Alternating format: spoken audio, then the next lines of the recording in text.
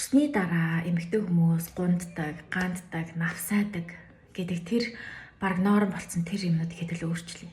Окей, өнөөдрөөс.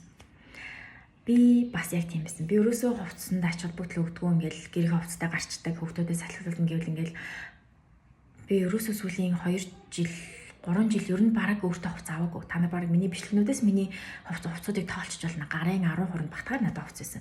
Би ерөөсөө тэрийг тоогоогүй. Нэг тийм сүртэй ач холбогдол өгдөггүйсэн.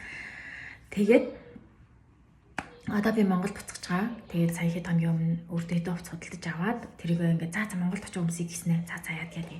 Хүмүүсээ гарсан байхгүй юу?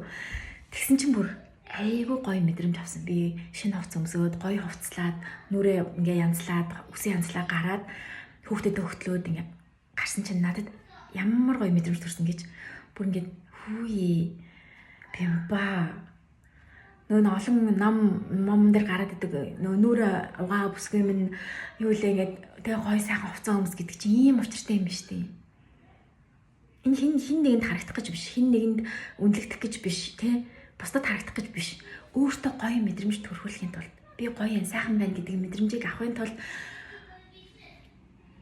өндөр өсгийтэй өмсөд, палаж өмсөд, одоо юу гэдгийг сайхан хувцснуудаа өмсөд, нүрээ бодоод үсээ янзлаад тэргээд түрээд явж болох юм байна гэдэг тийм мэдрэмжийг би сайн авч байгаа байхгүй юу? Болно. Чи төрсөнч байсан гоё байж болно. Тэр хадгалсан байгаа ажилд орохороо өмснө, турхаараа өмснө, одоо муухай болох чинь гээд хадгалж байгаа бүх хувцсуудаа яг одоо гаргаад өмс. Өндөр өсгөөдөө гаргаад өмс. Одоо Монгол зам болж байгаа. Өндөр өсгөөдөө гараад нүрээ бод. Төрсөн гэхэрэл нэг навсааж идэг, хүсэн сэгсэгээр биеийн тамирын одоо юу гэдгийг одоо юм нэвсгэр навсгаар хувцас өмсөд гэрээ хувцастайгаа гардаг гэдэг хэвдэл одоо өөрчлөн заяа. Төрсний дараа эмэгтэйчүүд улам гэрэлтдэг, улам үзэсгэлэнтэй болдог гэдэг тийм үгийг хэдүүлээ гоё норм болгоё. Окей? Болон тэгч болно.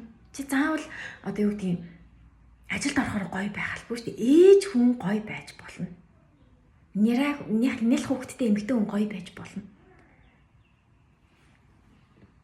Би энийг мэдсэндээ үнэхээр их баяртай. Би одоо хизээч өөрийгөө тэгж дарахгүй, хизээч